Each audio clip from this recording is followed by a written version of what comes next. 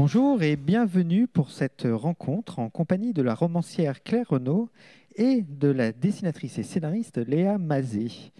Claire Renaud donne la parole aux mamies et aux papis dans deux romans où un événement va animer le quotidien de deux camarades de classe. Et Léa Mazet propose un triptyque autour d'un cimetière où il ne fait pas bon s'aventurer la nuit, surtout quand on est jumeaux et que personne ne nous croit. Nous allons donc parler de la question du sens à travers des intrigues parfois loufoques, parfois terrifiantes, mais terriblement addictives avec des héros de tous âges. Bonjour Claire. Bonjour. Bonjour Léa. Bonjour. Alors, nous allons commencer cette rencontre avec des questions similaires que je vais vous poser. La première que je vous pose, c'est quoi vos souvenirs de jeune lectrice ? Je vais me placer direct dans la lignée des papis et des mamies d'une autre génération. Moi, il y avait assez peu de littérature jeunesse quand j'étais jeune. Donc mes souvenirs, c'est le Club des Cinq, Alice, Mais j'aime lire. Et puis après, on est tout de suite passé aux classiques, à Daudet, à Maupassant. Enfin, il y avait beaucoup moins de choses, voire quasiment rien en littérature. La transition, elle se faisait pas. On sautait directement chez les grands. Léa ? Moi, je suis la génération Harry Potter, donc ça a aussi bouleversé pas mal de choses en termes de littérature jeunesse. Donc oui, j'ai grandi avec Harry Potter, bien sûr. Et puis avec pas mal d'autres classiques jeunesse, mais c'est vrai que j'ai l'impression qu'après il y a eu une explosion de l'offre en littérature, toute littérature confondue. Et donc moi, mes premiers souvenirs, c'était le fait, je pense, vraiment d'attendre la suite des Harry Potter qui sortaient pas, et il fallait absolument que je sache ce qui se passe ensuite. Voilà. Mais qu'est-ce qui vous inspire, vous, dans l'écriture pour la jeunesse ? Ce qui m'inspire, c'est, on va dire, des thèmes qui sont propres à ce qu'on peut vivre quand on est enfant. Donc des questionnements qu'on peut avoir sur des trucs un peu métaphysiques et qu'on ne saisit pas encore totalement. Ou alors, notamment, c'est le cas dans les crocs. La confrontation avec les adultes, le fait qu'on n'a pas forcément la même manière de voir le monde. Du coup, c'est un peu ces thématiques qui me sont chères, en tout cas dans les récits que j'écris, sur voilà, comment est-ce qu'on perçoit les choses et le monde quand on est un enfant, quoi. La relation avec les adultes, on y reviendra un peu plus tard. Claire, alors, qu'est-ce qui vous inspire, vous ? Je dirais à peu près la même chose. Et cette façon de voir le monde qui est erronée et qui est à hauteur d'enfant et qui, en général, quand elle ne comprend pas, enfin quand l'enfant ne comprend pas, il invente, il se trouve des réponses, il cherche des causes et il les trouve où il peut. Donc cette espèce de construction, il se construit un univers mental avec des justifications à ce qu'il ne comprend pas. Et c'est un peu magique, c'est parfois, et moi c'est ce que j'essaie de faire, c'est parfois drôle, loufoque, et c'est comment l'enfant compense son ignorance par son imagination. En quoi cette littérature jeunesse, elle devrait tous nous toucher ? Parce qu'on dit littérature jeunesse, mais en fait, c'est à partir d'eux, plus que... Oui, je vais sortir une platitude, mais voilà, on a tous été enfants et du coup, on a tous eu cette insuffisance de raison, de regard, de compréhension. Et je crois que ce qui nous touche, c'est aussi ce passé commun.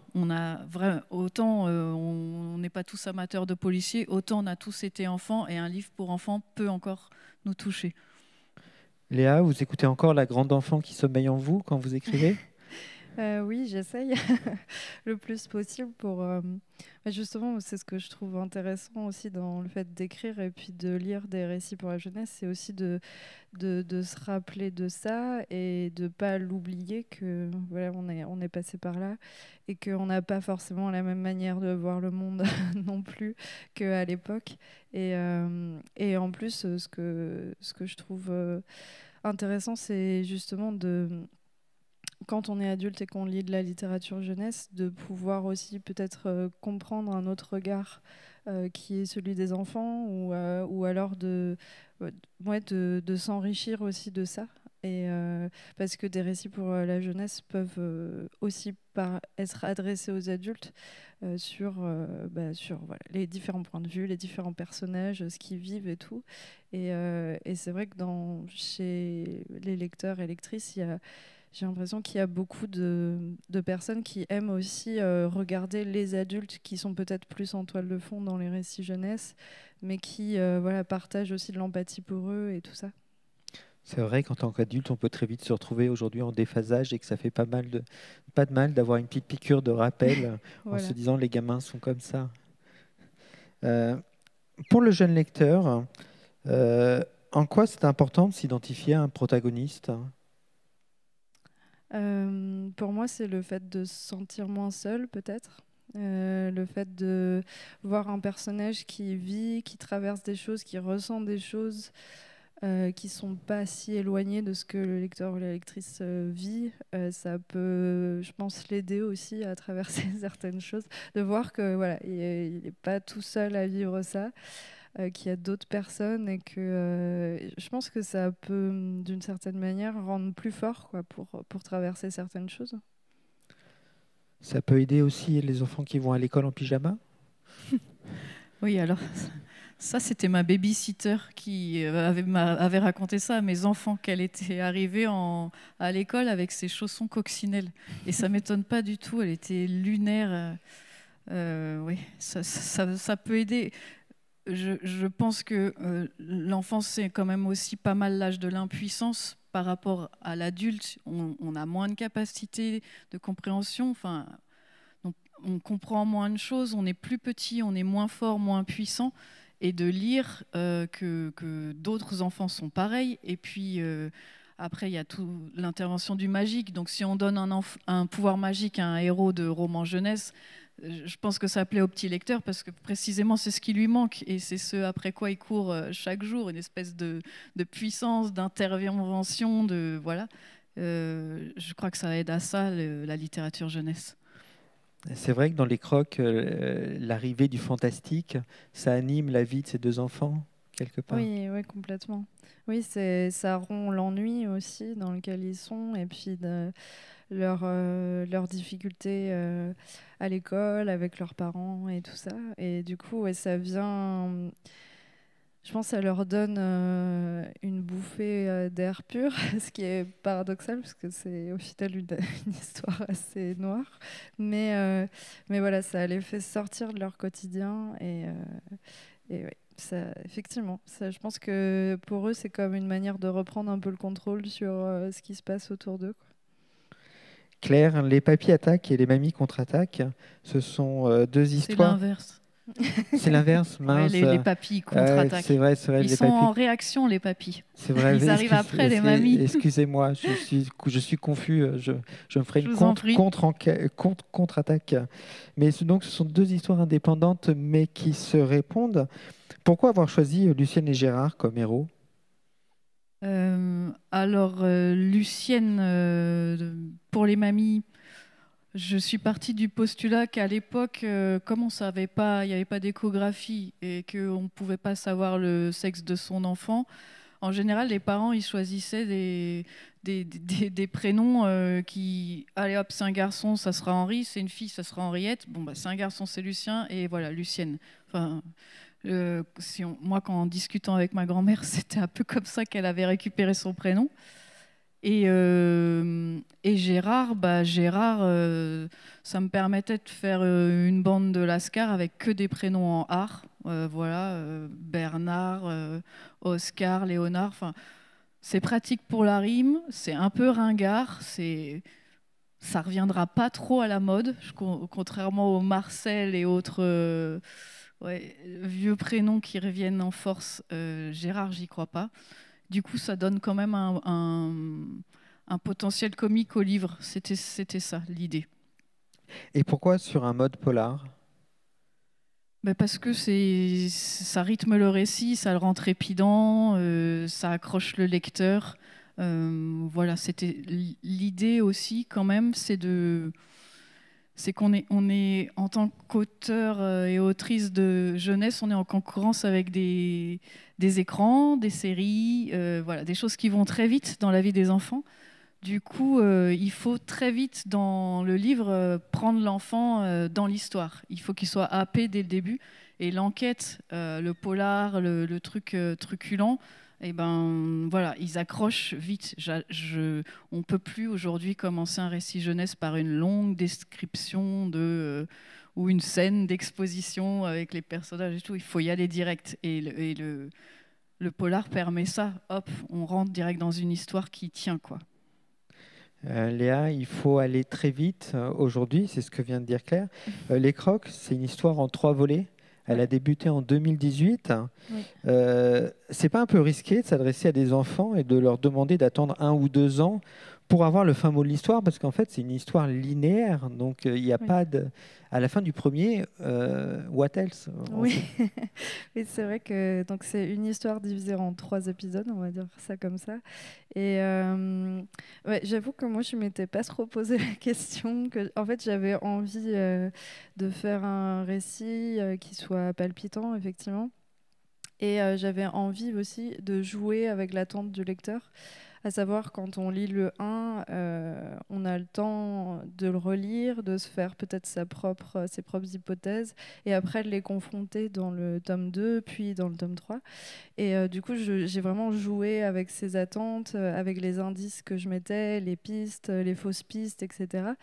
Et du coup, c'est ce qui a bâti aussi, moi, mon intérêt d'écriture, c'était de jouer précisément avec cette rupture-là. Et le fait est que j'étais très contente parce que ça a fonctionné.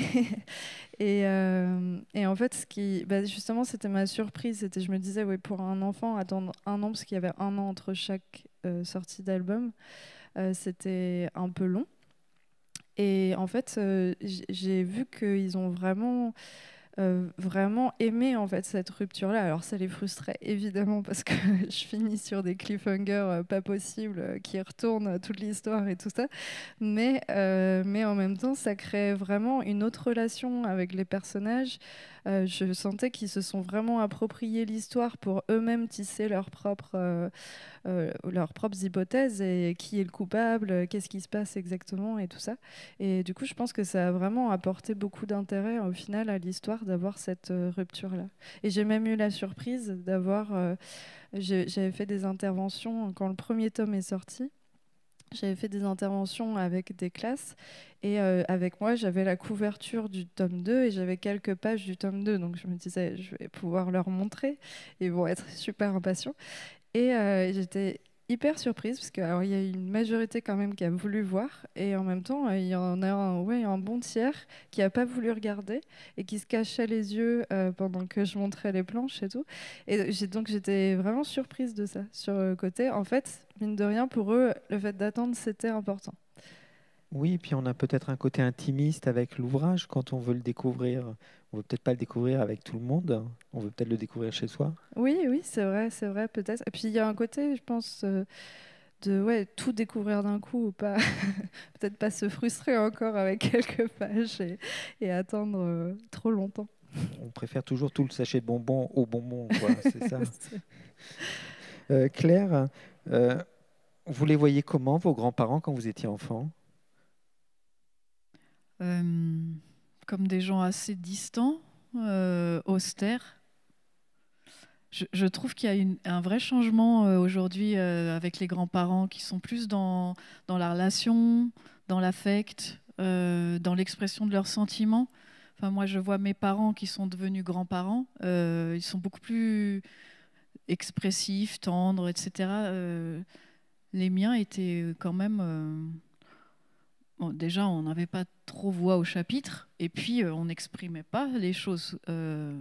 Voilà. Moi, j'ai des souvenirs comme ça. Après, ça n'empêchait pas l'amour, ça n'empêchait rien, mais on était dans la distance et oui, dans la distance. Donc, c'est pas en représailles que vous avez créé Lucienne, Gérard et toute la ribambelle de Non, grands-parents? non, pas du tout. Je voulais parler des anciens. Quand même, je voulais parler de ce lien-là. Je l'ai vu à l'œuvre avec mes enfants et je me disais qu'un autre type de lien était possible. Et surtout, quand on parle aux grands-parents, quand on parle aux anciens, ils font des choses avec leurs petits-enfants et leur vie elle-même en propre est super riche. Et ils ont cette espèce d'air de vieux sages et en général, ça cache bah, des bêtises, ça cache de l'inventivité, ça cache de l'irrévérence.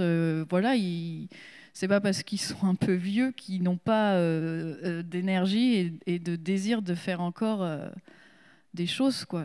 Là, on a bien vu aux actualités ceux qui veulent.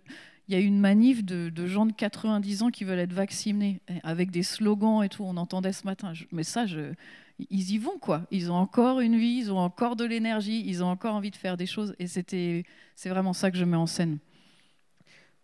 Oui, on observe aussi une veine du héros grand-père. Enfin, je pense au Vieux Fourneau, je pense à des choses comme Oui, ça, ou à Jean-Paul Jody qui avait 20 000 vieux sur les nerfs, qui était, je connais pas, mais c'est un bon titre. qui était- Mais effectivement, les vieux fourneaux, voilà, c'est toute cette irrévérence cabossée, alors empêchée parce ils sont vieux, ils ont des vieux corps, ils ont des problèmes de dentier, mais ils envoient et puis surtout, ils n'ont plus peur du regard de l'autre, donc c'est parti, quoi. On y reviendra parce que vos vieux à vous, ils ont beaucoup de problèmes quand même dans ces romans. Oui, oui, ils sont vieux. Léa, comment elle est venue cette idée des crocs? Et puis moi, quand j'ai découvert ça au début, j'ai pensé, je me suis dit, ah ouais, les crocs, c'est comme la famille des bourreaux avant, au Moyen Âge, ils sont à l'écart, ils sont mal vus, on se fout d'eux. Comment c'est venu cette histoire? C'est venu justement en me posant cette question-là. Alors, qu'est-ce que ça fait d'avoir des parents croque-morts et qu'est-ce que ça peut impliquer dans la vie justement en l'occurrence de deux préadolescents. Et, euh, et donc voilà, c'était vraiment l'idée, c'était de traiter ça. Et puis en fait, pour la petite histoire, j'ai moi-même grandi en face d'un cimetière et l'entreprise de pompes funèbres était tenue par un couple et dont les enfants étaient au lycée avec moi. Et donc je pense que ça aussi, je savais que c'était possible, je savais que c'était quelque chose qui existait et tout ça. Et ça m'a donné envie de creuser, en fait, creuser ça, et notamment dans le, dans les métiers des pompes funèbres, il y a un côté très codifié, il y a un côté... Enfin, quand on assiste à des enterrements, on voit à quel point c'est très cérémonieux. Il y a quelque chose, il y a une retenue qui est très professionnelle. Enfin, il y a quelque chose de très intriguant là-dedans, le fait de à la fois le contraste entre des personnes dont c'est le métier et dont c'est le quotidien. Et puis nous, quand on vit le drame en question, on n'est pas du tout sur sur le même registre émotionnel. Du coup, je trouvais ça intéressant aussi de traiter peut-être l'envers du décor de ça, et par le prisme des enfants qui, du coup, pour eux, c'est très naturel, ça fait partie de leur quotidien, c'est pas des choses qui les choquent particulièrement, et ça m'intéressait de voir ça par leur regard d'enfant, justement. Oui, et puis quand il y a des clients, il faut surtout qu'ils ne fassent pas de bruit Oui. et qu'ils ne montrent pas qu'ils sont joyeux. Oui, il y a ça aussi, le côté ouais, très codé en fait, très codifié des pompes funèbres du cimetière, il faut pas parler fort dans un cimetière, etc. Ça m'amusait aussi de mettre des enfants qui sont hyper turbulents et pour qui ça ne fait absolument pas sens du tout de faire ça. Et du coup, l'idée, c'était de confronter aussi ça. Donc, c'est pour ça qu'ils sont un peu en bisbille avec leurs parents. C'est qu'ils ne rentrent pas tout à fait dans le moule de Croque-Mort. Vous, Claire, c'est l'inverse en fait. C'est les grands-parents qui sont en bisbille quasiment avec les parents parce que c'est eux les turbulents. Oui, c'est vrai, j'ai inversé le rapport. J'avais envie que la fantaisie et que les bêtises et tout soit l'apanage des anciens et pas des enfants. On fait souvent des enfants turbulents, mais des grands-parents turbulents, c'est pas mal. J'avais envie de renverser la chose. Mais après, c'est une comédie, donc en général, la comédie, elle fonctionne comme ça sur les renversements, quoi. Alors, c'est une comédie, mais quand même, il y a un nombre de thématiques sociales qui sont abordées. D'ailleurs, c'est le but de la comédie, en fait. Oui, voilà, toujours. On a l'impression qu'on rit comme ça, mais on rit d'une situation qui, en général, n'est pas comique. Et voilà, on châtie les mœurs en riant, comme on dit. Et c'est ça, ouais. On aborde des termes un peu graves avec légèreté. Et ça passe mieux. Et comment elles s'imposent, ces thématiques sociales, à vous, quand vous écrivez? Ben, là, les vieux, ça s'impose pas à moi. C'est visible de partout, même si c'est invisibilisé. On les met ailleurs, les vieux. On veut plus les voir. Ils étaient au centre des familles, ils n'y sont plus. Et c'est moche, quoi. Et donc, c'est pour ça que dans vos deux romans, le vieux, il vit encore à la maison avec enfants, Oui, je les ai rapatriés dans les familles. Et après, les copains vivent en général seuls ou dans des maisons ou dans les papilles, ils exfiltrent de l'EHPAD un de leurs copains. Donc, il a été placé et hop, ils vont le chercher.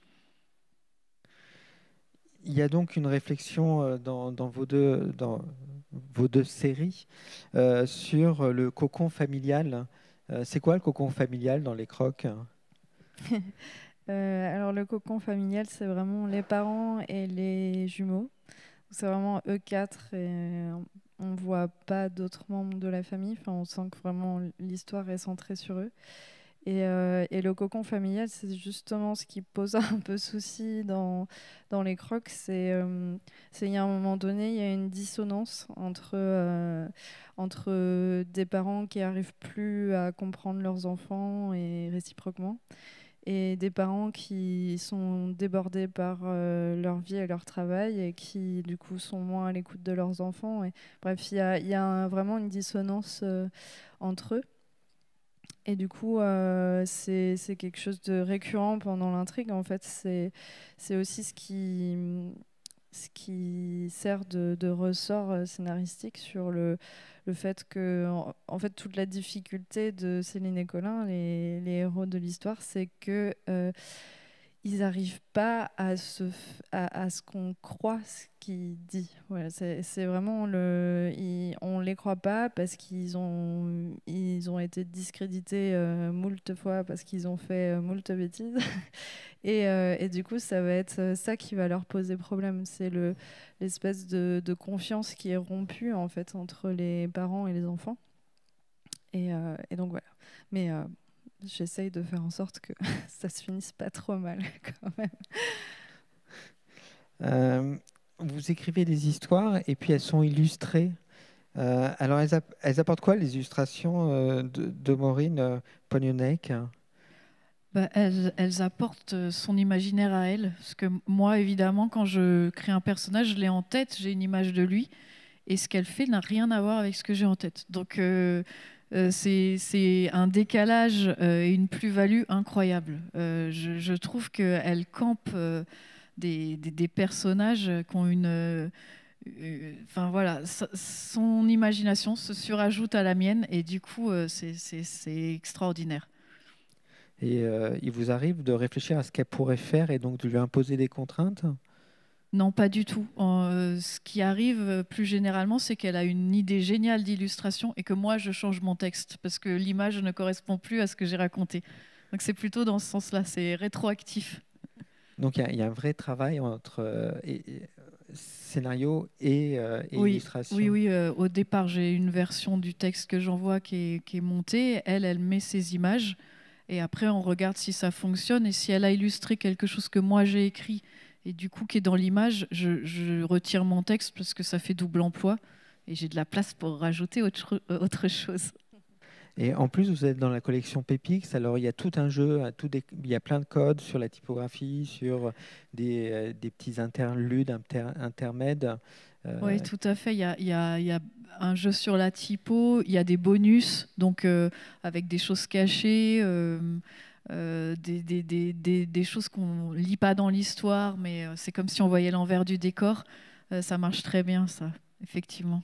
c'est une belle découverte, c'est ça? Oui, oui, oui, je connaissais pas. Il a fallu que, du coup, penser une histoire avec des bonus, c'est encore plus amusant, quoi. On a déjà abordé les codes tout à l'heure sur les crocs. C'est quoi vos codes graphiques à vous? Oula, les codes graphiques. Au niveau du dessin, c'est Au ça niveau du dessin, oui. Alors moi, j'ai un dessin assez stylisé, donc j'essaye en fait de faire en sorte que mon dessin soit le plus expressif possible. Et notamment dans le cadre du polar, ce qui était chouette, c'était de faire des expressions de surprise, de peur, etc. Donc je m'en suis donné vraiment à cœur joie là-dessus. En fait, dans les crocs, pour moi, c'était ça, c'était le côté très expressif. Donc comme c'est une histoire à la fois palpitante, alors il fallait qu'il y ait de l'action, il fallait qu'il y ait de la sensation de vitesse. En BD, on est un peu bloqué avec les images fixes, donc il faut en pallier à ça.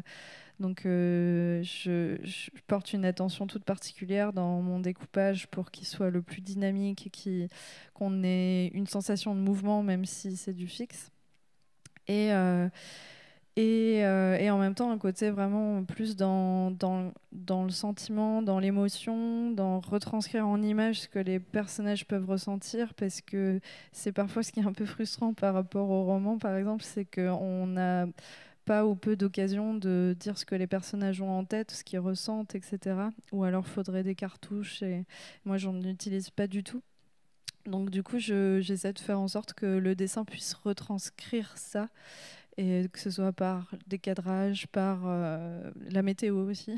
Ça m'arrive d'utiliser le ciel, tout ça, la manière de composer l'image pour qu'on comprenne ce que ressentent les jumeaux sans qu'il y ait besoin d'utiliser le mot. Une des grandes thématiques de la série, c'est le harcèlement scolaire. Euh, comment ça, comment ça s'exprime dans les crocs? Dans les crocs, ça s'exprime parce que Céline et Colin ne sont pas du tout intégrés dans leur classe et qu'ils se font traiter de croque-morts, en gros. et que Et en fait, c'était une thématique, c'était pas forcément une intention à la base de traiter ce thème-là, mais quand j'ai décidé que mes personnages rentreraient au collège et que je me suis plongée dans ce que moi j'ai vu au collège, ce que j'ai expérimenté au collège, mine de rien, ça en faisait vraiment partie. Donc ça me paraissait évident qu'il fallait en parler et je trouvais ça intéressant aussi d'aborder en fait la différence et le fait d'être stigmatisé en classe alors qu'on n'a rien demandé parce que là, c'est la profession de leurs parents donc ils l'ont absolument pas choisi et, euh, et du coup ouais, je trouvais ça important de l'aborder parce que tout à l'heure on disait que ça permettait aux enfants de se sentir moins seuls ou en tout cas de voir des expériences qui peuvent peut-être rapprocher à leur propre expérience. Et là, c'était exactement ça. C'était le fait de montrer, bah oui, ça arrive à d'autres et c'est pas chouette. avec les parents qui s'interrogent sur ce qu'ils ont pu faire pour que les enfants soient comme ça, alors qu'ils ils ne se disent pas qu'est-ce qui leur arrive. Oui, c'est ça. Puis en me renseignant pas mal sur les questions de harcèlement scolaire, la difficulté, c'est que c'est souvent invisible et que les enfants peuvent avoir très honte d'en parler. Et que du coup, ça peut être vraiment difficile que les adultes autour s'en rendent compte parce que c'est peut-être dans des trucs microscopiques qu'ils ont loupé ou ce genre de choses. Et du coup, oui, là, il y a ça. Et puis, il y a le fait que, clairement, les parents ont pas la tête à ça. Donc, ils passent complètement à côté. Et c'est un peu, mine de rien, c'est le genre de petit drame qui peut arriver souvent dans des familles et tout ça. C'est le fait de passer complètement à côté de quelque chose qui est très, très important dans la vie de l'autre. Et du coup, là, en l'occurrence, c'est le cas. Des petits drames importants dans la famille, vous en avez dans vos récits? Moi, j'ai que du gros drame. Moi. Je suis dans la farce, donc non, ouais, je suis plutôt dans le gag. Enfin, là, pour les papiers, les mamies, il y a des déménagements catastrophiques, il y a des crêpes qui s'envolent, ils se déguisent. Enfin, on est dans la vraie catastrophe. Le vol au supermarché, enfin dans la supérette, se termine dramatiquement. Voilà, je force le trait, donc je suis plutôt dans la grosse farce que dans le petit drame. Pourtant, par petites touches, on sent un peu dans les romans des choses, notamment dans Les Papiers contre-attaque, avec cette famille monoparentale, une mère qui est assez lunaire aussi, puisqu'on a utilisé ce terme tout à l'heure. Et puis, à chaque fois, vous avez des enfants qui, quelque part, inversent le harcèlement scolaire, j'ai envie de dire, parce que ils sont tellement tête en l'air en classe que les profs pourraient s'arracher les cheveux. Oui, alors moi, j'avais pas du tout cette thématique-là en tête. Voilà, je pose la famille telle qu'elle. Alors, elle est monoparentale, mais qu'importe. Et finalement, cette façon de la poser telle qu'elle fait que ça doit pas poser question et que c'est une famille comme une autre. Et c'est une façon de régler le problème. Voilà, il y a plein de familles, elles ont plein de formes, et c'est le point de départ du récit, et c'est non questionné. Donc comme ça, on y va et ça avance comme ça. Oui, alors vous avez des mamies braqueuses, des papys ravisseurs, et puis quoi encore? Je ne sais pas, ça va venir, il faut que je réfléchisse, mais là, pour le tome 3, il va falloir que je trouve quelque chose d'équivalent, sans surenchérir dans l'illégalité. Je dois réfléchir. Et ils sont à la fois inventifs, tricheurs, sportifs, pugnaces, euh, mais ils paraissent très solitaires. Alors oui, ils Oui, sont vieux, mais non, mais effectivement, chacun, si on les prend un par un, ils sont solitaires, et pourtant, ensemble, ils ont une vraie force et il y a une vraie solidarité entre eux, parce que voilà, leur pote qui est à l'EHPAD, il est absolument hors de question qu'il y reste, et ils vont le chercher, et tous les moyens sont bons. Donc, je les trouve au contraire pas si solitaires que ça, mais plutôt dans la solidarité. Ouais. Enfin, c'est ce que j'ai essayé de dire en tout cas. c'est juste un problème de consonne en fait. Voilà, d'air, terre, on dit la même chose. Euh, les deux enfants sont des jumeaux, des faux jumeaux forcément, puisqu'un frère et une sœur. Ils vivent à la fois dans un monde imaginaire fantasmé et dans une réalité dure. C'est une conséquence, un effet de cette gémellité, c'est quoi? Euh, Je ne sais pas. Non, mais en fait, le fait qu'ils soient jumeaux, c'était, mine de rien, c'était pour moi le moyen de créer quand même un cocon, peut-être, dont on parlait tout à l'heure, puisqu'ils sont, même s'ils se chamaillent évidemment comme des frères et sœurs, ils sont très, très solidaires, ils sont très complices, et ils sont très complémentaires aussi. Ils s'entraident quand il y en a un qui va mal, l'autre lui dit ça va aller, t'inquiète pas, etc. Donc j'avais quand même besoin de ça pour mon récit, pour qu'il soit pas complètement déprimant. Mais du coup ça me permettait aussi d'aborder la fraternité aussi, par ce biais-là, le fait à quel point on peut se serrer les coudes dans des moments difficiles et apporter... En fait, c'est ça que j'aimais bien quand j'écrivais, c'est que souvent, dans des moments un peu difficiles où c'est dur pour eux, il y a toujours un truc où il y en a un qui va dire une blague, ou il y en a un qui va détendre l'atmosphère et puis ils vont se mettre à rigoler et tout. Donc il y a vraiment ce côté-là, effectivement, mine de rien, leur gémellité, c'est un refuge pour eux à ce moment-là, de pouvoir compter l'un sur l'autre et de pouvoir se marrer quand même si tout n'est pas toujours tout rose, quoi. Est-ce que vous avez des retours de parents sur ces histoires? Moi, j'ai surtout des retours de grands-parents. Dans les salons, c'est les grands-mères qui viennent acheter le livre en disant ah c'est bien parce que on a l'impression qu'on est un peu rangé, enfin voilà, écarté, ou qu'on a une image un peu austère et tout. Et vous prenez en compte notre fantaisie et tout. J'ai beaucoup de grands-mères et de grands-pères. Les parents, non, j'ai pas trop de retours. Vous voyez à l'époque, dans cette image de la redresseuse de tort, hein, du coup, Pour moi, ouais, pour les grands-parents?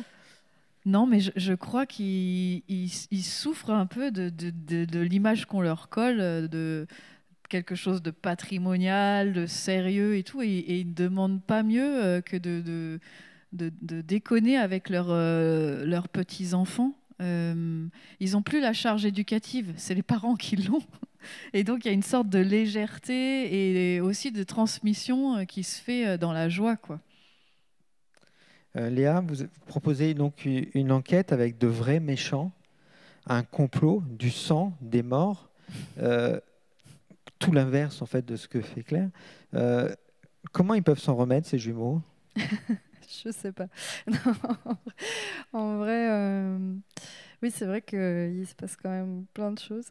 J'y suis allée franchement dans cette histoire. Bah, ils s'en sortent parce que, bon, je vais pas spoiler la fin, mais parce que justement, mine de rien, malgré tout, il y a l'amour familial qui est toujours là et qu'ils vont pouvoir s'en sortir grâce à ça, quoi. C'est que d'une certaine manière, même si toute cette histoire a été éprouvante, elle a aussi permis de peut-être réparer des choses qui étaient brisées et ce genre de... Donc c'est un peu... C'est ce qui m'intéresse aussi dans le fait de parler d'épreuves en général dans mes livres, c'est le fait que ça, mine de rien, il y a quelque chose de bénéfique à ça. Même si sur le coup, c'est vraiment pas chouette, ça apporte quelque chose et ça peut même rendre les choses meilleures, quoi. Donc voilà, après, mais ils s'en sortent bien. Ils sont forts tous les deux. Je me fais pas de soucis pour eux. Vous en pensez quoi, vous, Claire, de l'épreuve, justement, comment on la surmonte dans vos récits, par exemple? Qu'est-ce qu'elle apporte, hein, l'épreuve, à part d'épreuve? Là, dans les romans, si épreuve il y a, parce que quand même on est dans quelque chose d'humoristique, voilà, elle apporte la cohésion. Enfin, ils ont besoin de leur petit barreur qui est le plus léger, parce que le barreur il est derrière, ils font de l'aviron les papys. Et c'est lui qui donne la direction, il a l'air de rien, mais sans lui le bateau va nulle part. Et du coup, c'est pour ça qu'ils vont le chercher. Et il y a un molosse à l'entrée de l'EHPAD. Et du coup, ils doivent contourner cette espèce d'obstacle. Et cette succession d'épreuves, parce qu'ils s'y prennent quand même à plusieurs fois, ils se déguisent, ils y vont la nuit par l'extérieur, enfin bref, ça les soude à jamais, quoi. Donc l'épreuve, oui, mais je pense que c'est à peu près la même chose que pour ton texte. Ça les lie de façon pérenne. Oui, alors il faut dire que dans le récit de Léa, il y a une épreuve qui est quasiment insurmontable et qui vont ou pas surmonter, on ne spoilera pas, mais on s'en doute un peu. Et par contre, là, c'est plus une succession d'épreuves, une répétition des épreuves. Ah oui, moi j'ai fait l'aspect parcours du combattant. À chaque fois, un truc rate, on ferme la porte, il passe par la fenêtre. La fenêtre se ferme, il passe par le vasisdas. Enfin voilà, on est dans le running gag aussi, on est dans la répétition, dans l'inventivité. Il lâche rien, quoi. Oui, mais j'avais envie de dire, pour moi, les deux épreuves, elles sont similaires. C'est simplement que on n'a pas le même âge quand on aborde les deux types de récits. Et pour un gamin qui commence à 8 ans, parce que ça, on peut lire à partir de 8 ans, l'épreuve, elle est aussi insurmontable que celle qu'on découvre dans vos bandes dessinées. Euh, on me fait signe que c'est bientôt l'heure de s'arrêter. Euh, Qu'est-ce que vous allez faire après? Alors, je vais continuer dans la bande dessinée. Pour le coup, je m'attaque à un récit adulte avec justement des personnes âgées. Donc voilà, ce sera la suite de mes aventures. Mais voilà, c'est encore à l'état de projet, donc C'est en gestation. c'est en gestation, en écriture. Donc je pense que Claire va s'attaquer à des enfants. Non, pas forcément. Je vais continuer un peu avec mes mamies. Je pense que je vais faire un crossover, je crois. Je vais faire, après les papis contre-attaque. Il y avait quand même une veine Star Wars contre-attaque et tout, donc je vais faire le retour des aïeux ou enfin un truc comme ça, mais en plus actif dans le titre. Et voilà, au moins ça. Eh bien, Claire Renaud, Léa Mazet, je vous remercie. J'espère que nous avons donné envie de découvrir des univers ravageurs avec des personnages attachants. Et Regard Noir continue. Et vous, Léa et Claire, c'est une injonction, donc continuez à tous nous émerveiller. Petits et grands, j'insiste. Merci. Merci beaucoup. Merci.